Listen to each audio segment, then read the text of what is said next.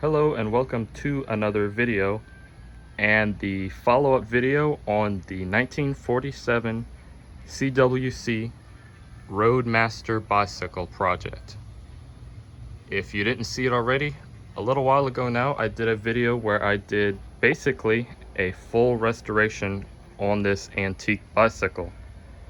I say basically because there are a few nuances, like I left the pedals alone as well as the kickstand, and I only cleaned up some things and not fully replaced them or restored them, like the pedal cranks. The wheels have little pittings, but you know, little nuanced stuff like that.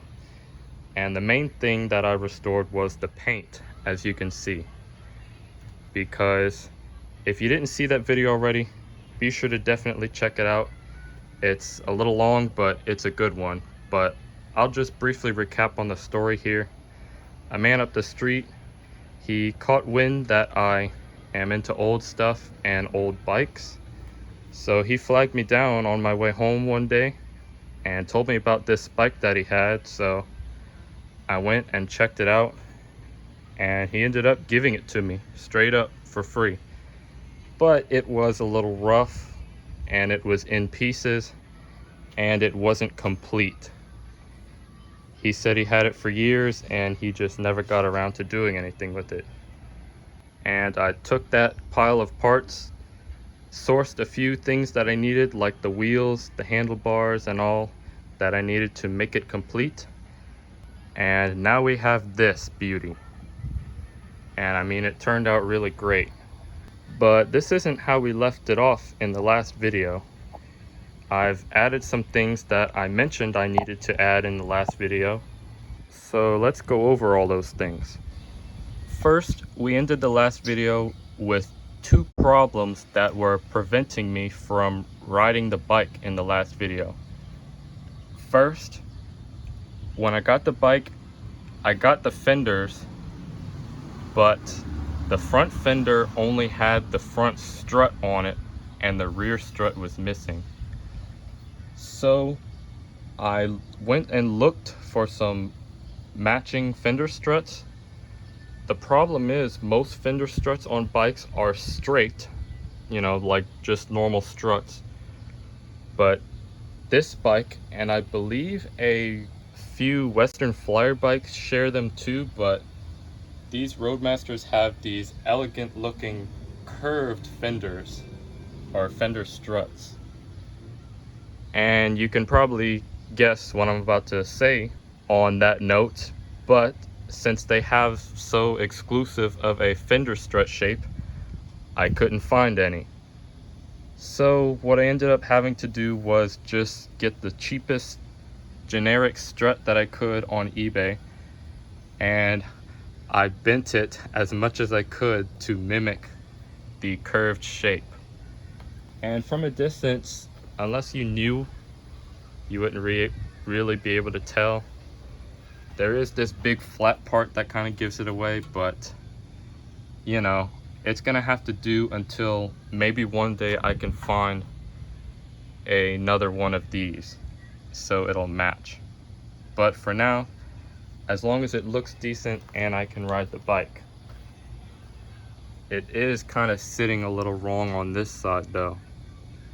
You can see it's not poking out from the fender like it should be. So that fixed the back of the fender being able to rub the tire, preventing me from riding it. But as mentioned, the other thing preventing me from riding it was I was having a chain and sprocket issue. I didn't receive the bike with wheels and I had to source my own. Luckily, I already had some for another bike project that I need to get around to, but I borrowed its wheels for now. Problem is, the rear wheel and its sprocket did not match the sprocket on the bike and its chain, which obviously being a 40s bike is a skip tooth chain, as you can see, and the rear sprocket was not. It took regular bicycle chain.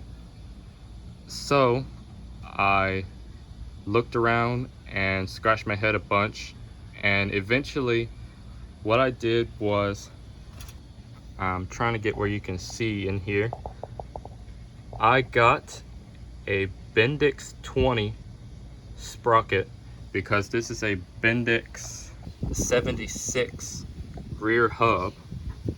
So I got a sprocket that would fit this hub without any modifications, but I modified the teeth, as you can see, and there are people that have done this before, but basically I just ground off every other teeth to turn it into a skip tooth sprocket. And now the chain rides properly on both sprockets.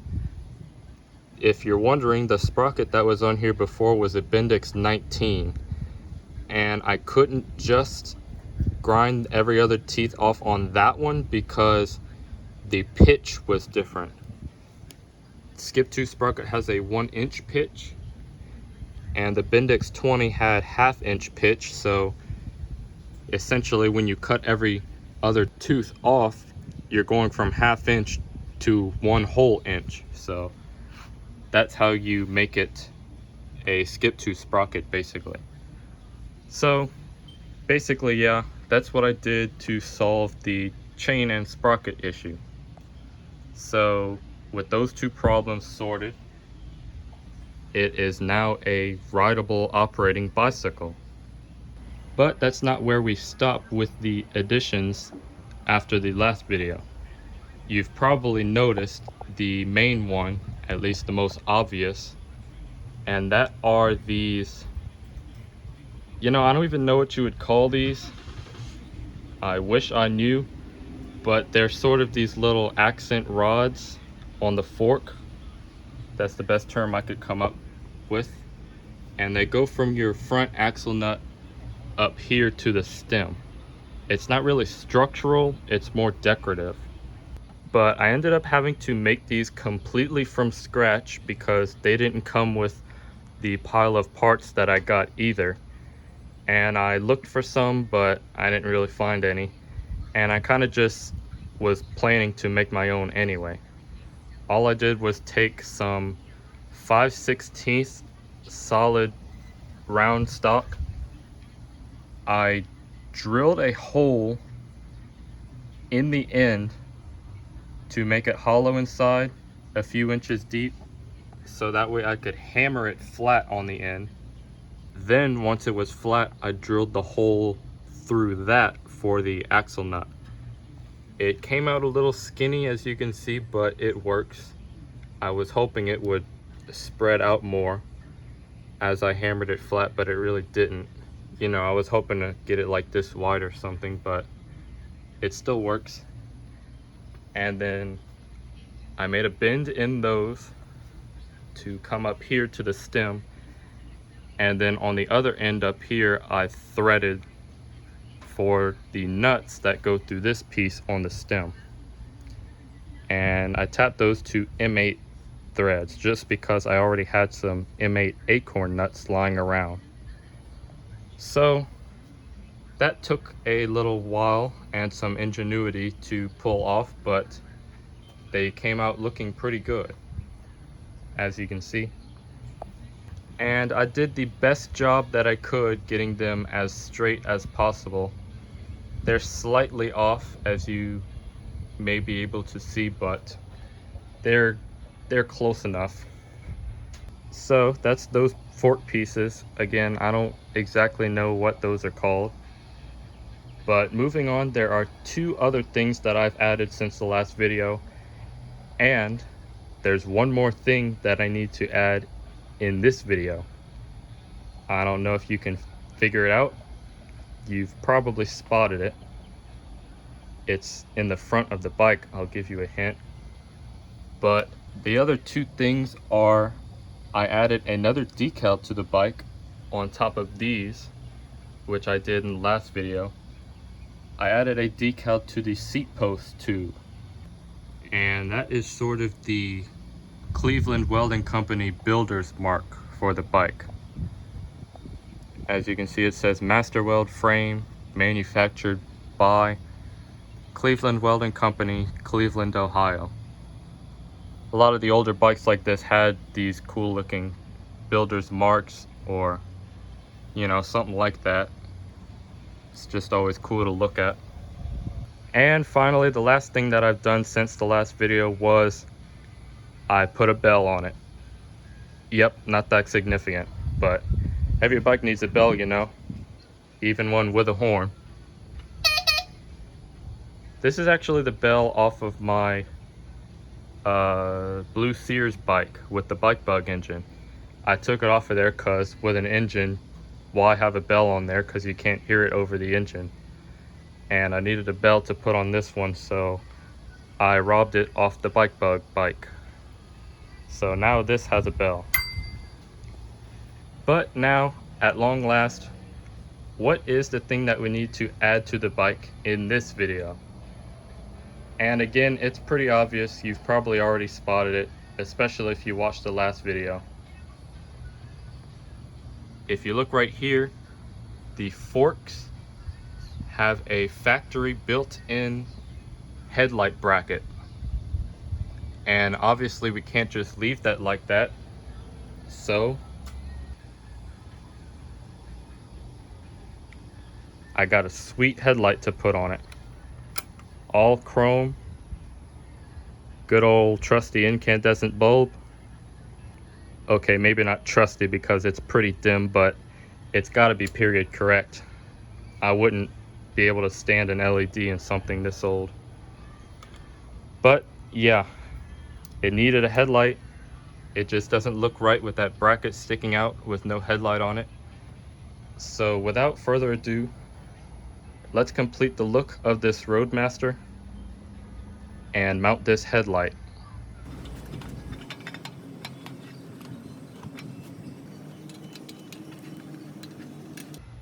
I'll have to aim it at night, but I'll just guess for now.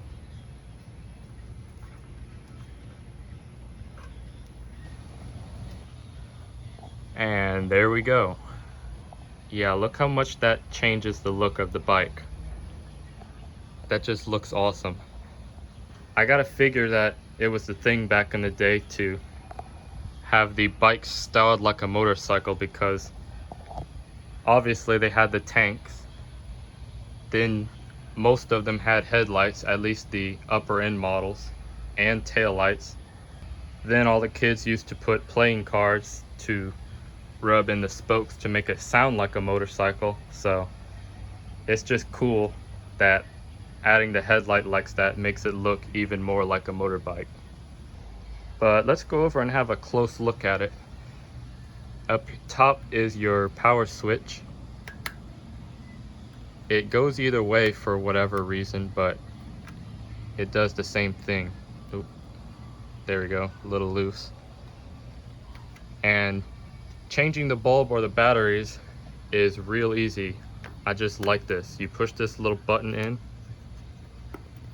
if I can do it with one hand, and the whole lens with the bezel and everything swings out. You unscrew that to get to your bulb, and your batteries are in there. Super convenient. You don't have to unscrew anything at all. And I already know what you're thinking. I will take those batteries out when I'm not using it because I don't want it to leak in there. Now, I will say this is not the factory original style headlight for the bike. After doing some research, it would have come with a Delta ball style headlight, which looks like this. And I really wanted to find one so that it would match, but I couldn't find any anywhere. So I ended up settling for this one, which is made by AMF, which is kind of ironic and funny because in 1950, I believe, based on my research, AMF took over the Roadmaster name. So in the 50s, Roadmaster bikes are AMF Roadmasters, and early post-war and pre-war Roadmasters are CWC Roadmasters. So it's kind of ironic that it has a AMF headlight. But that's what I was able to find, and that's what I settled on. The Delta headlights, they usually had the back part painted cream or white or whatever secondary color would be on the fork tube and all of these stripes and everything. I was going to paint this one like that, but since the chrome is in good shape, I'm just gonna leave it like that. But yeah, that's the headlight. Looks real sharp. Again, changes the look of the bike. Definitely looks a lot better than that bracket sticking out doing nothing. It does kind of cover the sweet looking head badge though, so that's a little unfortunate, but again, still better than that bracket, and it looks cool either way. So that is pretty much the bike entirely complete, and that's all the work that I've done to it since the first video. So this project is pretty much fully complete, unless I find some accessory like a horn or a radio or something to go on the handlebars, since I have a lot of real estate on the handlebars, as you can see. But unless I find some little accessory or something like that, the actual bike itself is done. So since we didn't get to do it in the last video, again because of the two problems, let's go take her for a spin. Okay, I've made it over to the test track, aka the back street, and we're gonna hop on and go for a little ride. I will point out one problem. For some reason this bike, the kickstand, it doesn't really hold it up. As you can see, it's leaning way over, and in this gravel it won't even hold itself. So I'm always having to find a rock or a block of wood to put under it.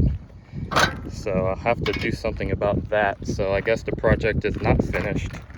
I might have to find a fix for that. But for now, we'll ignore that and go for a little cruise. And this is a single speed bike with no suspension. And for no suspension, I gotta say this bike rides really smooth. I guess it's that Springer seat, because even on gravel, I mean obviously it's gonna not be smooth, but it soaks up bumps really well. My Columbia bike has a Springer fork, and I find this thing rides better than that with no Springer fork. But the seat on the Columbia is a little stiff, so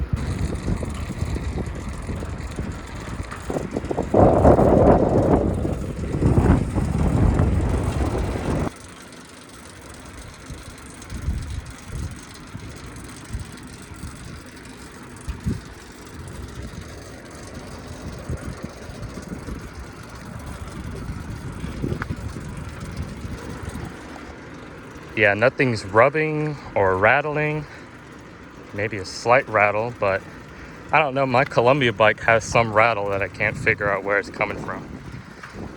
But this thing, you pretty much only hear the tires on the pavement. As mentioned, it's a single speed, unlike my Columbia, which has a 3-speed kit on it. But I think it's geared just about right for good takeoff torque, and your legs aren't rotating at 1,000 RPM when you're trying to just cruise along, or if you're trying to fight a headwind like I'm doing right now.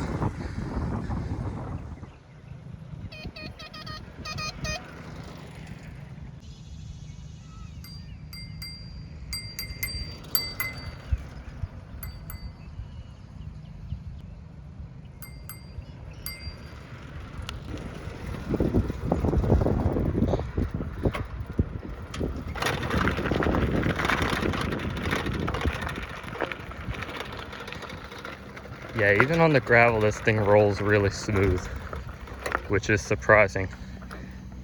Because again, no Springer fork. But there you have it. The completed 1947 Cleveland Welding Company Roadmaster. I really love how this bike turned out. Again, if you didn't see the last video of the restoration, be sure to definitely check it out. Sorry, I'm out of breath. These heavy tank style bikes are hard to pedal into a headwind. And it's hot, so that's not helping. So I'm gonna go home. So I want to thank you for watching this video. I hope you enjoyed. And if you did, again, be sure to check out the first video. And I also have that Columbia RX-5 bicycle, an 80s reproduction of a 5-star deluxe. So if you're interested in that bike, go find the video of that on my channel page and check it out.